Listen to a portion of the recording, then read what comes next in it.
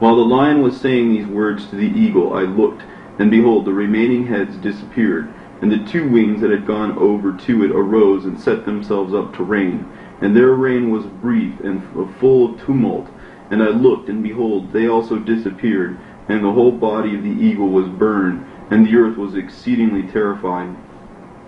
Esra asks for an interpretation of the vision. Then I awoke in great perplexity of mind and great fear, and I said to my spirit, Behold, you have brought this upon me, because you search out the ways of the Most High. Behold, I am still weary in mind and very weak in my spirit, and not even a little strength is left in me, because of the great fear with which I have been terrified this night. Therefore I will now beseech the Most High that he may strengthen me to the end. So I said, O sovereign Lord, if I have found favor in your sight, and if I have been counted righteous before you beyond many others, and if my prayer has indeed come up before your face, strengthen me and show me, your servant, the interpretation and meaning of this terrifying vision, that you may fully comfort my soul. For you have judged me worthy to be shown the end of times, and the last events of the time. The interpretation of the vision. He said to me, This is the interpretation of this vision which you have seen. The eagle which you saw coming up from the sea is the fourth kingdom, which appeared in a vision to your brother Daniel, but it was not explained to him as I now explain it, or have explained it to you. Behold, the days are coming when a kingdom shall arise on earth, and it shall be more terrifying than all the kingdoms that have been before it. And 12 kings shall reign in it, one after the other. But the second that is to reign shall hold sway for a longer time than any other of the 12. This is the interpretation of the 12 wings which you saw. As for your hearing a voice that spoke, coming not from the eagle's heads, but from the midst of his body, this is the interpretation.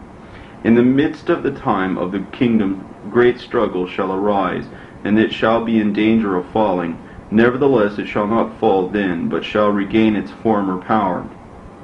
As for your seeing 8 little wings clinging to his wings, this is the interpretation. 8 kings shall arise in it, whose time shall be short and their years swift. And 2 of them shall perish when the middle of its time draws near, and 4 shall be kept for the time when the end approaches, but 2 shall be kept until the end. As for your seeing 3 heads at rest, this is the interpretation. In its last days the Most High will raise up 3 kings, and they shall renew many things in it, and they shall rule the earth and its inhabitants more oppressively than all who were before them. Therefore they are called the heads of the eagle. For it is they who shall sum up his wickedness and perform his last actions. As for your seeing that the large head disappeared, one of the kings shall die in his bed, but in agonies. But as for the 2 who remained, the sword shall devour them. For the sword of one shall devour him who was with him, but he also shall fall by the sword in the last days. As for your seeing 2 little wings passing over to the head which was on the right side, this is the interpretation. It is these whom the Most High has kept for the eagle's end. This was the reign in which was brief and full of tumult, as you have seen. And as for the lion that you saw rousing up out of the forest and roaring and speaking to the eagle and reproving him for his unrighteousness and for all the words that you have heard, this is the Messiah whom the Most High has kept until the end of days, who will arise from the posterity of David, and will come and speak to them. He will denounce them for their ungodliness and for their wickedness, and will cast up before them their contemptuous dealings. For first he will set them living before his judgment seat, and when he has reproved them, then he will destroy them. But he will deliver in mercy the remnant of my people, those who have been saved throughout my borders, and he will make them joyful until the end comes, the day of judgment of which I spoke to you at the beginning. This is the dream that you saw, and this is its interpretation, and you alone were worthy to learn this secret of the Most High. Therefore write all these things that you have seen in a book, and put it in a hidden place, and you shall teach them to the wise among your people, whose hearts you know are able to comprehend and keep these secrets. But wait here 7 days more, so that you may be shown whatever it pleases the Most High to show you. Then he left me. Grief over Ezra's absence. When all the people heard that the 7 days were past, and I had not returned to the city, they all gathered together, from the least to the greatest, and came to me and spoke to me, saying, How have we offended you, and in what harm have we done to you, that you have forsaken us and sit in this place? For all of the prophets you alone are left to us, like a cluster of grapes from the vintage, and like a lamp in a dark place, and like a haven for a ship saved from a storm. Are not the evils which have befallen us sufficient? Therefore, if you forsake us, how much better it would have been for us if we had been consumed in the burning of Zion. For we are no better than those who died there. And they wept with a loud voice. Esra comforts his people. Then I answered them and said, Take courage, O Israel, and do not be sorrowful, O house of Jacob. For the Most High has you in remembrance, and the Mighty One has not forgotten you in your struggle. As for me, I have neither forsaken you nor withdrawn from you, but I have come to this place to pray on account of the desolation of Zion, and to seek mercy on account of the humiliation of our sanctuary. Now go, every one of you, to his house, and after these days I will come to you. So the people went into the city, as I told them to do. But I sat in the field 7 days, as the angel had commanded me, and I ate only of the flowers of the field, and my food was of the plants during those days.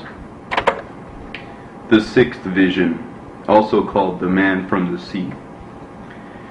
After 7 days I dreamed in the night, and behold, a wind arose from the sea, and stirred up all its waves. And I looked, and behold, this wind was made something like the figure of a man come up out of the heart of the sea. And I looked, and behold, that man flew with the clouds of heaven. And wherever he turned his face to look, everything under his gaze trembled. And whenever his voice issued from his mouth, all who heard his voice melted as wax melts when it feels the fire. After this I looked, and behold, an innumerable multitude of men were gathered together from the four winds of heaven to make war against the man who came up out of the sea. And I looked, and behold, he carved out for himself a great mountain, and flew upon it. And I tried to see the region or the place from which the mountain was carved, but I could not. After this I looked, and behold, all who had gathered together against him to wage war with him were much afraid, yet dared to fight. And behold, when he saw the onrush of the approaching multitude, he neither lifted his hand nor held a spear or any weapon of war. But I saw only how he sent forth from his mouth, as it were, a stream of fire, and from his lips a flaming breath, and from his tongue he shot forth a storm of sparks. All these were mingled together, the stream of fire and the flaming breath and the great storm, and fell on the onrushing multitude which was prepared to fight, and burned them all up, so that suddenly nothing was seen of the innumerable multitude, but only the dust of ashes and the smell of smoke. When I saw it, I was amazed. After this I saw the same man come down from the mountain, and called to him another multitude which was peaceable. Then many people came to him, some of whom were joyful, and some sorrowful. Some of them were bound, some were bringing others as offerings. Request for interpretation of the vision. Then in great fear I awoke, and I besought the Most High, and said, From the beginning you have shown your servant these wonders, and have deemed me worthy to have had my prayer heard by you. Now show me also the interpretation of this dream. For as I consider it in my mind, woe to those who will survive in those days, and still more woe to those who do not survive. For those who do not survive will be sorrowful, because they understand what is in store for the last days, but not attaining it.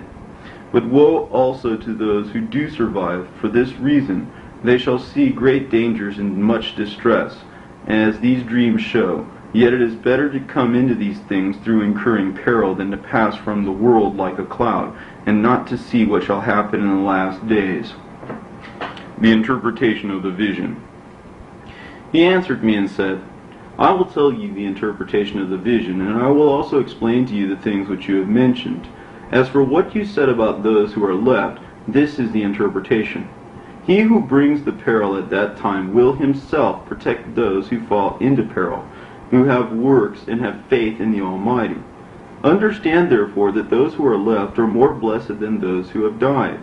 This is the interpretation of the vision. As for your seeing a man come up from the heart of the sea, this is he whom the Most High has been keeping for many ages, who will himself deliver his creation, and he will direct those who are left.